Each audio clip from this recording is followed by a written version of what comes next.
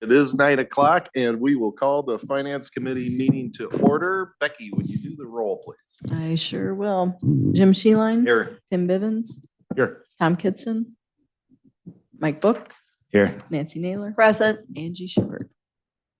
And Angie is around the room, but I think she'll join us for a little bit. And so to make sure that we have a quorum, let's see, do we have, or what do we need? We have 4, so we do have 4. Okay, so we're good. You can sit there. It's not gonna hurt anything, Katie. But anyway, so we're good on quorum. So we've got, before we hit minutes, Jeremy, do you have anything for us? Except what's on the agenda? Charlie, I know you have something for us. You want to go ahead and talk about the Yeah, so Circuit Clerk Amy Johnson was unable to be here today. She's been giving the updates on this. She asked me to give some updates on case management software for the Circuit Clerk's office, which will also include a submission for the Tyler system that we're going to be going with, would also include probation, public defender's office, and my office. She submitted the AOIC grant request last week, Thursday, I believe, to cover the installation as well as the first year licensing. We'll find out probably January, February if we receive that grant award or not. But anyway, she's made the decision. We're moving forward, and I think she's pretty excited about it. Yeah. So just for the benefit of the committee, Charlie, and from your perspective, can you just discuss a little bit, what does this software do for you and, Sure. and that kind of thing? Sure. I guess even to back up a little bit more from there, just give a little more historical. Amy's office is going to be losing the capability to continue on with their software. So that's what started this whole process of having to switch over to a new case management system. The case management system for her office is keeping track of all court records, not just criminal, but anything civil as well. And then it'll allow to be able to use this software through court, and if anything that the judges need to sign off on, or if there's any type of motion practice that occurs as well. So with that, switching over to the entire suite, I'll call it, of the Tyler system, which would include public defender's office, probation, and my office, that's going to help for all offices to be able to coordinate and integrate together. Right now, mine is the PBK or Carpel system that we have for case management. That's how we draft our charging language. That's how we draft motions, conditions of pretrial release. That's how we keep track of court dates, all of it. So the problem that we've had is that my office, our office software is not communicating with the circuit clerk's office software.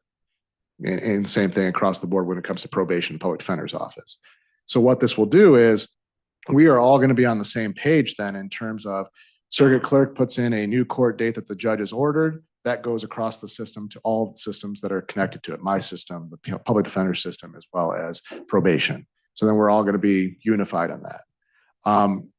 My system will still be the same as like what we talked about before in terms of charging documents, preparing form orders like pretrial release conditions, and then any type of motions that we're generating as well. It's just more unified and more efficient. So remind the committee that in this year's budget, we did put $1 million in capital to cover that cost. Now, hopefully the grant will come through for us at least to the extent it will defray a good percentage of the cost of that. I guess to discuss if you want I'm going off my memory, Charlie, if you can throw me as far as the cost goes, I think we're at 1.1 or was it 1.2 million for the cost of the upgrade of the software with licensure fees of $186,000, and that has a 10% increase, 5%. I think it's 5%. 5% increase of the licensure fees over time. So this is. We knew it was going to be expensive. Hopefully that with the grant we'll be able to defray, but we'll have that ongoing licensure cost over time.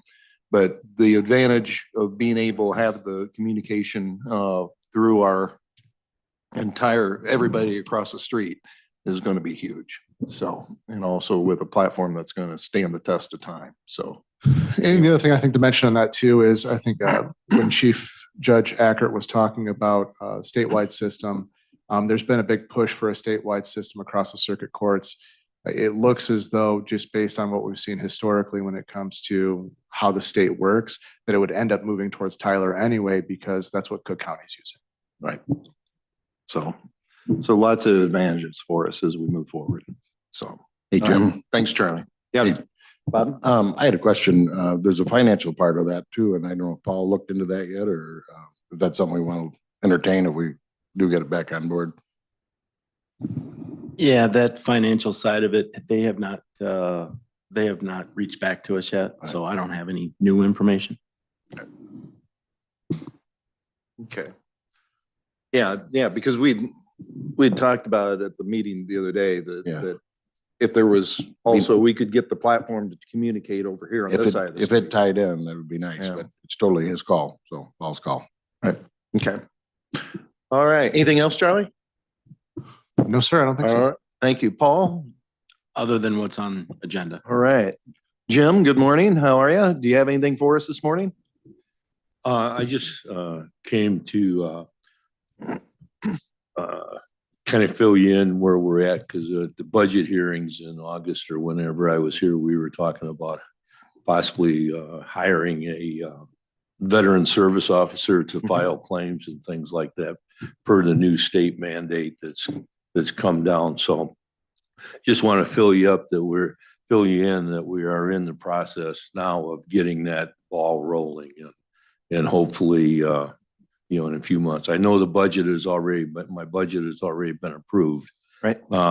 So, I just want to let the committee know exactly where we're at, and, When do you think you'll have, I mean, do you have applicants and? not right now, because an applicant has to be certified. I think I mentioned it before. There's 102 counties in Illinois, as we all know. There's only 62 counties that actually have veteran service officers. So that means there's 40 counties, which we are one of them, to find people. The thing is, you have to be a veteran to hold the position, so it can't be an open type thing. Sure. And that, so right now, I'm getting job descriptions. I've got a job description from DeKalb County, McHenry County, and Kane County to see how they go about theirs with their ethics statements and things like that the individual has to hold. And like I say, you have to be certified. The good thing about that now is it can be done online. You don't have to go away for training. It used to be a 3-week training, and then you had to wait like almost a year to get the certification. So what I found out is that's kind of moving along faster because of doing the online application, process and that. So. Okay, very good. Jim, do you have a deadline from the state to have this accomplished by? Actually, it was pushed. It was approved. The bill was finalized about 2 years ago. So there's not really a deadline because of the fact that there aren't that many people out there. So, the tree isn't that full. So it's, and obviously we'd like to have somebody from Lee County fill the position. That way, so I'm a little bit behind because felt like we were doing okay and we were sending people up to Ogle.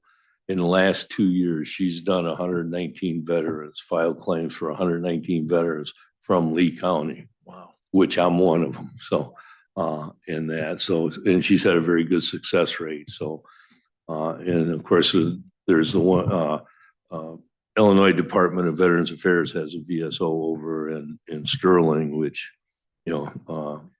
some of you are aware of the problems, and I don't want to talk about that today, but, so, we need somebody in this county. And most of the counties, look at it as if a person is a veteran, we're going to take care of them, whether they live in, Williamson County or Champaign County, and they come to DeKalb or Kane or whatever, they're going to take care of them and that. So, Thank you. I was just curious if you Yep. were being pushed now. Yeah. Yeah. Well, at some point, the push and shove is, we know what the state is gonna happen, and there's no provision for it. But I have been doing some research, and the Illinois Association of Counties Veterans Administration, our president has been in Washington for the last week, and there's an Elizabeth Dole Act that's dealing with veterans and that.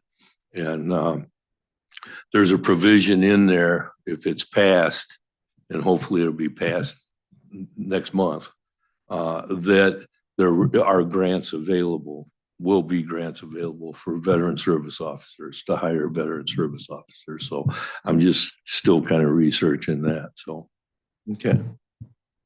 All right. Anything else, Jim? I don't have anything. If anybody's got questions, I'll be more. Any questions for Jim? Yeah, Keith? Jim, clarify that your position and his VSO are part-time positions. correct? My position is a part-time position, yes. It's probably going to be best to go into it with a part-time VSO to see what the flow will be.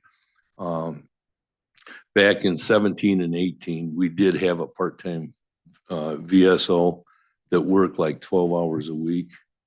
And we paid him on a 1099, so he wasn't, so it was his responsibility to take care of everything. And of course, if you go part-time, then obviously there won't be any benefits or anything. And it just depends on what the volume ends up being. Thank you. Thank you. Yeah. Any other questions for Jim? Jim, appreciate you keeping us informed. And of course, as always, we really appreciate the things that you do for the veterans and the work that you do with them. So Thank you very much. appreciate it. Yep. And I will say that talking to the surrounding counties, as I always say, Lee County is probably the most veteran-friendly county that there is in this part of the state. Well, that's good to know. That's great. Thanks. All right, Dean, do you have anything? Sarah? All right, Nance? Okay. Oh, yeah, go ahead, Angie. All right, so I did talk to Bob already, and I am going to be tendering my resignation from the board to Bob. I do that with a heavy heart. Obviously, it's been great to hang out with you guys, serve with you. But I do so because I'm interested in the HR position that's posted with the county. I don't want there to be any conflict of interest, et cetera. So that's why I did that. Previously, I came out, you guys know I was against the position. And after just really talking with people and, talking with departments and kind of understanding some of the struggles and things they go through, I really see the value of it and the value of understanding people and how they're struggling and how things could be better. So I just wanted to take a second to explain that to you guys. Obviously, I'm not going to be voting this morning. I'll probably go sit over there. But I just wanted to share that with you guys. So thank you. All right. Angie, we appreciate the service and the things that you brought to the board, and we wish you well in whatever future endeavor you end up doing. So thanks, Angie.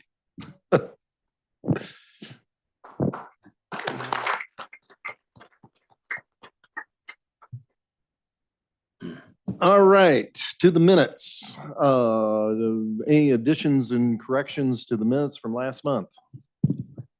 Hearing none, entertain motion to approve the minutes, moved by Bivens, second by Naylor. Any discussion? Hearing none, all those in favor signify by saying aye. Aye. All opposed, motion carried. Treasurer's monthly finance report, and yeah, I'm sure you'll just roll right into the quarterly. So have Yeah, at it, Mr. Treasurer. All right, let's just call it a quarterly review There you and go. a year end, actually. So as you look through the financials that were on your onboard, cash balances, nothing really significant in terms of question or issues there. The capital fund is down year over year, but that's based on the fact that we spent a little over $2 million in capital this past year. The general fund shows an increase of about 162,000, but in actuality, there's a liability out there that will be paid this month, such that that's going to come in about right on same pace as it was last year. And solid waste, again, we do have the $2 million reserve. We ended up moving 400,000 out of solid waste. 240-ish of that went to county general to cover some excess expenses, and the rest went to capital. So then as you look at your revenue and expenses, revenues came in just slightly higher in a total than we had budgeted. But at the same respect, so did our expenses. They basically net each other out. And we ended up about $48 in excess from a year over year and a versus budget standing. I know there's. Could you explain, you and I had the conversation that because we were hoping that we were going to end up the year a little bit more with a positive number. But can you explain, we had one of this, it's almost like a financial leap year in regards to Correct. payroll. Could you talk about that a little bit, Correct. Paul? So yeah, as we came back through from last month, at the end of October, we were sitting on a $500,000 excess. And I said, but be careful, because November is a 3 pay period month, but it was actually more than that. If you take it in totality, the year, our fiscal year, was a 27 pay period year. Something that happens once about every 7 years. So the leap year analogy there, right? Mhm. So what had happened was, in the total of the year, we actually had one extra pay period that we weren't necessarily budgeting for as well. But, you only see those once every 7 years. When you look at that, it doesn't really appear on your calendars as fast as you would think. So what happened was, during the month of November, you have a extra pay period that in essence costs the county roughly about $500,000. That really isn't budgeted when you look at the pay. And when you say that, that's just, there's more to payroll than just everybody's salary. There's the federal payroll tax that you have to pay. Then there's the FICA tax that the employer has to pay. There's the benefits, your healthcare benefits, things like that. Now, those are always going to be, healthcare and things like that are a monthly charge that we're not going to get away from. But FICA and the federal payroll tax that the employee pays, those are things that happen on a pay period by pay period process. So that's why we used up most of that or all of that excess really in the month of November. And typically November is also one of our higher expenditure months. As we come to the end of the year, we have capital projects that are closing. We have expenditures within the departments that are being cleaned up, and those are being paid out. So that's the reason for that. Right. So going along with that, can you explain to the committee, we have that interfund loan that for the new LEC, continue to have good news there as far as regards to the interfund loan. Correct. So on the interfund loan, we started the year and so that interfund loan is when we built the LEC and we built it out with all the equipment and everything. We have bonds that paid for most of our physical building and things like that, but we also had expenditures that had to be covered. So we used an interfund loan, which is a loan from capital to pay for all that, with the expectation that we'll be paying that back just right along with those bonds as well, right? So it's as it says, it's a loan from capital to your county general to pay for that expenditure. We started the year at $1.3 million of loan.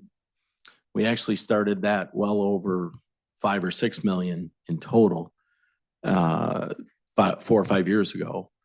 And we were able to pay down $700,000 out of the public safety tax that is paying for not only the bonds, but this interfund loan. We were able to pay $700,000 down this year in November.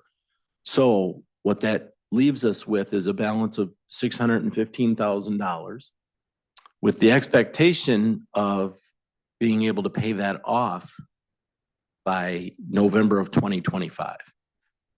When we pay that off, we will be 10 years ahead of schedule from what we had anticipated paying that off with. So that is a fantastic job by everybody involved to make sure that we're, working with all of our expenses to keep those down, but working to make sure that we're getting that cleaned up and paid off. And the reason, and then we can go ahead and start paying down the bonds as well, but we won't necessarily pay those off any faster than we're contractually obligated because the rate on that is 3.15%, which is really well below what the Fed rate is right now. So it doesn't No make sense. incentive to pay those off. No incentive to pay that off. So we'll still be using the public safety money yet this year, the fiscal year 25, to pay off that interfund loan. And then beyond that, we'll be able, if we have any excess beyond that, we'll be able to help fund our public safety departments. Right. So that's a fantastic thing. Yes, it is. And that will help with next year's budget and going forward. Correct. So as we go into budget cycle starting in June of 25 for 26, I think we could anticipate some type of similar value for the 26 budget to be able to help offset some of our county general costs with revenues. But again, as you look at that, your costs are always going to go up. So this really just offsets those costs. Correct. Yeah. Yeah. It's not a windfall, No, but it's No, by no it's a means. budgetary help. it absolutely is. Yep. Absolutely. Other than that, everything else came in pretty much where we thought it was going to. 17, our operating budget for county general is about 17 million, and that's what the expenses came in at and what our revenues came in at. Solid waste again is right where we had anticipated. Capital, we spent 2.2 million. We had a budget of 4.6. So there still are some projects that are ongoing, and we've anticipated that for this 25 year. So we have that in the budget. We have some new items in the budget as well. So we'll keep moving. That's about it, unless you guys had some questions. Any questions for Paul?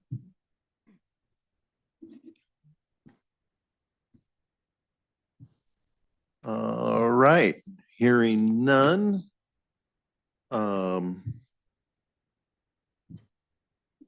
Let's see, everybody signed the sheet. I think just for transparency, I'll take a motion to approve the quarterly financial report, moved by Naylor, second by Bibbins, or by Book. All those, any discussion? Hearing none, all those in favor of approving the treasurer's quarterly report signify by saying aye. Aye. All opposed, motion carried.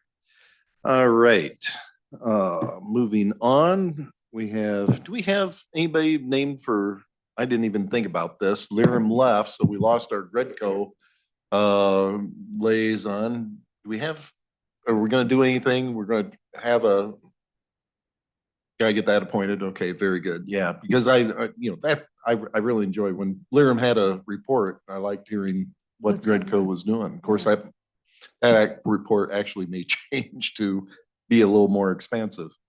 So anything from insurance? No, we have a meeting coming up in the first of the year. All And right. I asked Sarah and she has nothing from wellness, so we're good today. Very good. Thanks, Jim. Thank you, Nancy. Administrator report. Anything, Jeremy? Yeah, nothing outside of what we have on the agenda. I'm just looking forward to the new year and working with the team on the budget and financial processes as we move forward here. So. All right. Super. Sarah, ARPA. Good morning. I've got one ARPA board action request form on the agenda.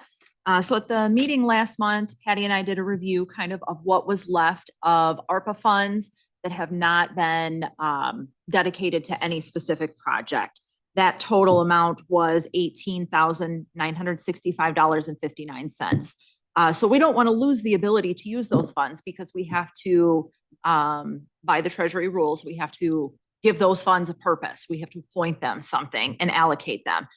So my board action request form that we have here is for that amount, the $18,965.59, to be moved into capital funds. So then that concludes all of the ARPA funds. They have all been appointed to a use, a project.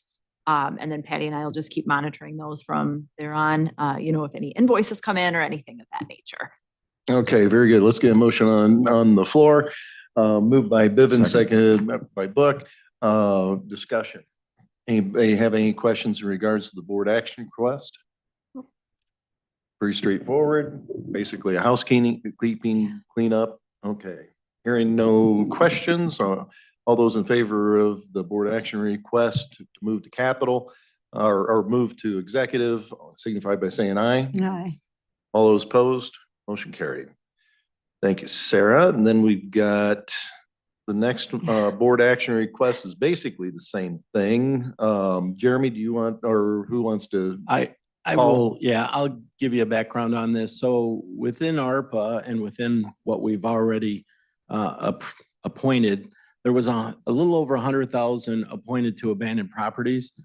And in talking with that team and thinking about how we can use the ARPA funds, I didn't want that 100,000 to be languishing out there for the next couple of years and maybe not spent because we'd be waiting on a different government entity to get something going and to get an approval for that.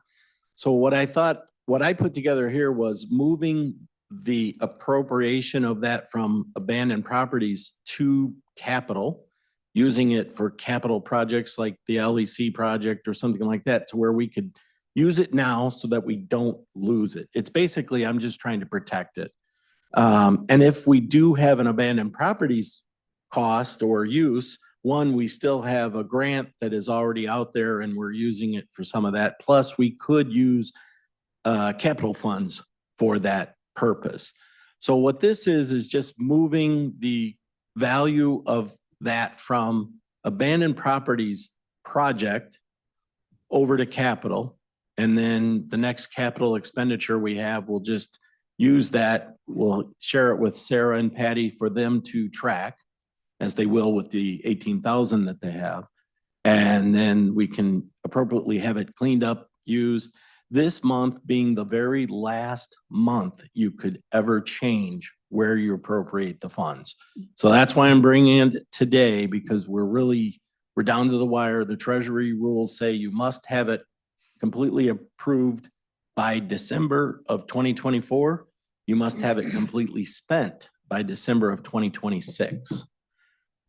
Again, this is just a protection to make sure we don't have to give it back. Okay, you've heard the explanation. I entertain, let's get a motion on the floor, moved by Naylor, seconded by Book. Discussion. Is there any questions for Paul in regards to, I think you did a good job in explaining. Everybody clear on what we're doing? All right. All those in favor of the motion to move this board action request to executive signify by saying aye. Aye. All opposed, motion carried. All right, we do not have any Joseph E. Meyer resolutions. The Hey, sheriff is not here and no Hey, Jim, crazy, yeah. just to clarify, both board action request forms are going to the executive committee for full county board, correct? Correct. Thank you. Thank you. Yes.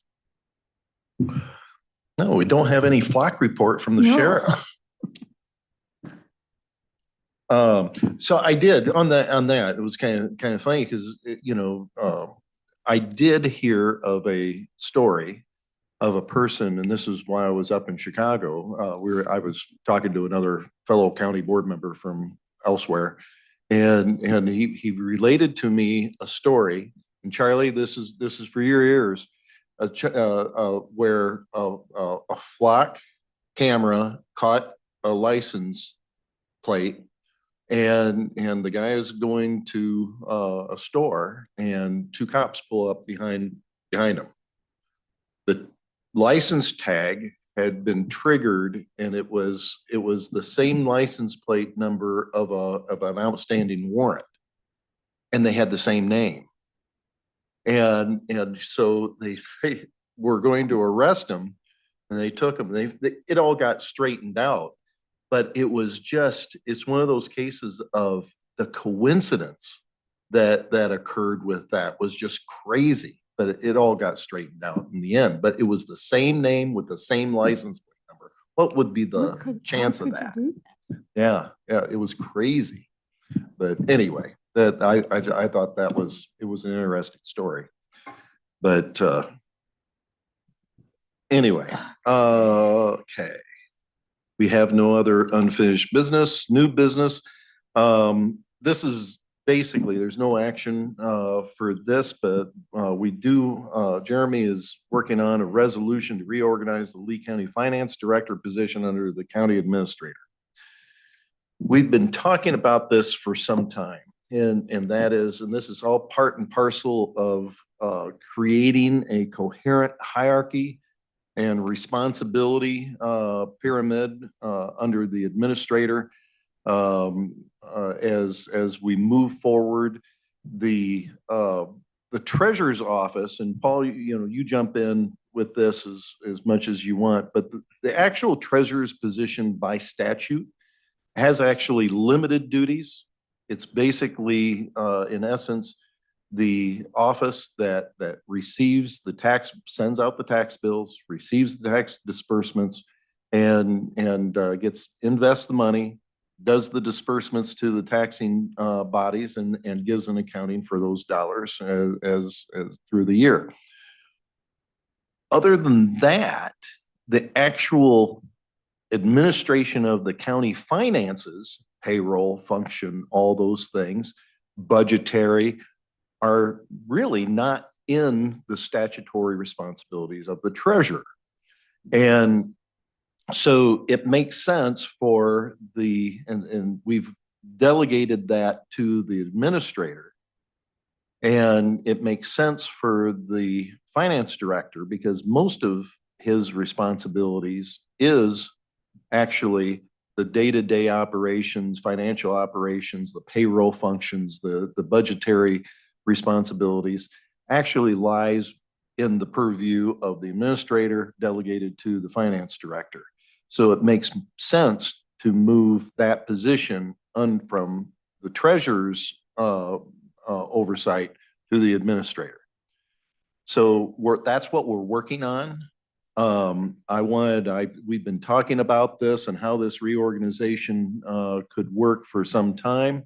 I thought it was appropriate. We're to the point where Jeremy's working on a resolution along with Paul to be presented to us. It's not quite, I was hoping that maybe we could get that to this month, but really we just got some things to work out as far as clarity of responsibilities and lines of communication and that kind of thing. So I'm hoping that we have that resolved for next month and we'll have something solid to bring you to look at next month. But I just wanted to have that conversation here. Jeremy, Paul, if you want to make any comments. Oh, come on. I didn't do that good of explanation. You did a great explanation. Oh, wow. Yeah, no, again, as Jim said, this is something that finance team has been working on for quite some time. In theory, we are trying to do exactly as Finance Chairman, Sheeline said, that we're trying to make sure that the org structure is proper for future operations. There's some things to work out with operational, the departmental operational structure and collaboration, because obviously we have that and we're going to continue to work through that. But how do we get that on paper properly is what we're working out as a team. So we'll get there. Ditto. Okay. No, I don't, yeah, I think that's about where we're at. Okay. Anybody have any questions? Yep. All right. Hearing none, the next thing on the agenda is approval of the 2026 budget meeting schedule. Of course, this is what we've got as far as this year, and it's hard to believe that we just finished a budget and levy, and we're already setting the schedule for budget next year, but that's life in government. And so did everybody have a chance to look at that? Any objections as far as, okay. All right, well, I'll entertain a motion to adopt the budgetary meeting schedule, moved by Bivens, seconded by Naylor. Any discussion? Hearing none, all those in favor signify by saying aye. Aye. All opposed? All right, so that's our schedule. So you guys can start building putting your calendar together, and those days, we start again. All right. That concludes everything we have on the agenda. Is there anything else for good of the cause? Yes. Yes, Mr. Bivens. Going back to the beginning, Yes. Charlie was talking about the software and computers and all that. You know, a lot of people would say, why are you spending $1 million on software and computers, and what a waste. Like it or not, we're in a technology age, digital age. And I just heard this article, and I laughed at this for a reason, but it's Elon Musk, who is one of the guys in charge of the government waste and DOGE. And he wrote this. He said the federal government computer and software are in such bad shape that they cannot verify that payments are not fraud, waste, or abuse. That's why the government can't pass basic audits. They often literally don't know where your tax dollars went. It's insane. And I laughed at that because the same exact thing happened in the state of Illinois a few years ago. They were still using computers that were from the 90s, or about a step ahead of the floppy disk. And if you recall, I think there was an incident where they got hacked. And so if you don't keep up with this stuff, you're going to have a lot of problems, just like what he's talking about, what happened in the state. So I just wanted to point that out as, going forward, that, a lot of people look at these things and just shake their head and say, why are you spending that kind of money? Well, there's a reason, because that's where we're at. This is what we use. And it's important to stay current, because otherwise you're open to a lot of problems and wasting a lot of time and money when you don't. That's why I make those comments. Well, thank you for those comments, and absolutely dead on. I remember for us here, not too long after I came on board, we had an accounting software program that could not do the payroll function. And I went to the Lori Miller, who was doing payroll. I couldn't believe what I was hearing. And so I went down the hall and I had Lori show me how she did it. And it was literally everything was done by hand out of a binder. And it's like, what are we doing? And so, we upgraded our software system, and that's worked out real well for us, and it's brought efficiencies to the treasurer's office and whatnot. And so you're dead on, right on target, Mr. Bivens. So appreciate your comment. Anything else for the good of the cause? Hearing none, I'll entertain motion to adjourn. Moved by Naylor, seconded by Bivens. All those in favor signify by saying